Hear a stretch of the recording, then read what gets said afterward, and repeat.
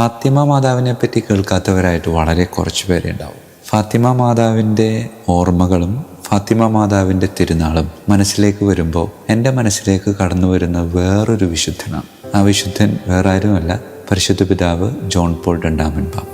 1917 പോർച്ചുഗലിലെ ഫാത്തിമയിൽ 3 ഇടയ കുട്ടികൾക്ക് പരിശുദ്ധ അമ്മ പ്രത്യക്ഷപ്പെട്ട് 3 ദൈവീക സന്ദേശങ്ങൾ നൽകുന്നുണ്ട്. അതിലൊന്ന് നരകത്തെ പറ്റിയുള്ളതായിരുന്നു, 2 വിമലഹൃദയ പ്രതിഷ്ഠയെ പറ്റിയുള്ളതായിരുന്നു, 3 രക്തസാക്ഷിത്വത്തെ പറ്റിയായിരുന്നു. അതായത് ഒരു മെത്രാൻ, വെളുത്ത വസ്ത്രം ധരിച്ച മെത്രാൻ, അത് വേറെ ആരുമില്ല, പരിശുദ്ധ പിതാവ് ആണ് എന്നത് തീർച്ചയായും വ്യക്തമായിട്ടുള്ളൊരു കാര്യം. അപ്പം ഈ 3ാമത്തെ രഹസ്യം പൂർത്തീകരിക്കപ്പെടുന്നത് പോലെയായിരുന്നു 1981 പരിശുദ്ധ പിതാവ് ജോൺ പോൾ രണ്ടാമൻ പാപ്പ ഫാത്തിമ മാതാവിൻ്റെ തിരുനാൾ ദിവസം വെടിയേറ്റ് പിടഞ്ഞ് താഴെ വീണത്. പ്രിയമുള്ളവരെ, അതിൻ്റെ ഒരു അത്ഭുതകരമായ ഒരു കാര്യം എന്താണെന്ന് ചോദിച്ചാൽ, പിറ്റേ വർഷം 1982 മെയ് മാസം 13 പോർച്ചുഗലിലെ ഫാത്തിമയിൽ പരിശുദ്ധ പിതാവ് പൂർണ്ണ ആരോഗ്യത്തോടുകൂടെ ചെന്ന് തൻ്റെ ശരീരത്തിൽ തറഞ്ഞു കയറിയ ആ വെടിയുണ്ട പരിശുദ്ധ അമ്മയുടെ കാൽക്കൽ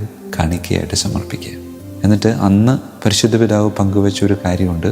ഒരു കരം എന്നിലേക്ക് വെടിയുണ്ട പായിച്ചപ്പോൾ വേറൊരു കരം അതിനെ സുന്ദരമായ രീതിയിൽ സംരക്ഷിച്ച് എൻ്റെ ജീവൻ പൊതിഞ്ഞു പിടിച്ചു എന്നാണ് പരിശുദ്ധ പിതാവ് പങ്കുവച്ചത്.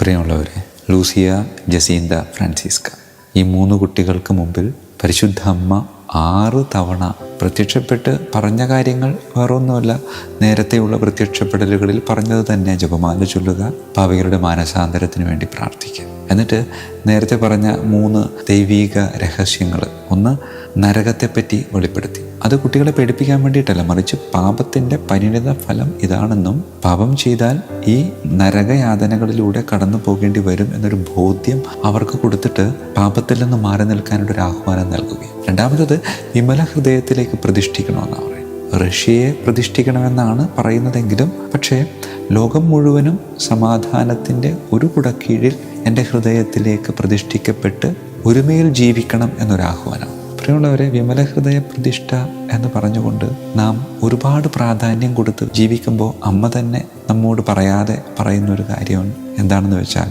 അവളുടെ ഹൃദയത്തിൻ്റെ പ്രതിഷ്ഠ എന്ന് പറയുന്നത് വേറെ ആരുമായിരുന്നില്ല, രക്ഷകനായ ക്രിസ്തുനാഥനായിരുന്നു. അതുകൊണ്ട് വിമല ഹൃദയ പ്രതിഷ്ഠ തിരുഹൃദയ പ്രതിഷ്ഠയിലേക്ക് ചെന്നെത്തണം. ഇല്ല എങ്കിൽ വിമല ഹൃദയ പ്രതിഷ്ഠ കൊണ്ട് അർത്ഥമില്ലാതെയാകുമെന്ന് പറയും. അമ്മ നമ്മോട് പങ്കുവയ്ക്കുന്നത് എന്നിലൂടെ പുത്രൻ്റെ ഹൃദയത്തിലേക്ക് ചേർന്ന് നിൽക്കാൻ.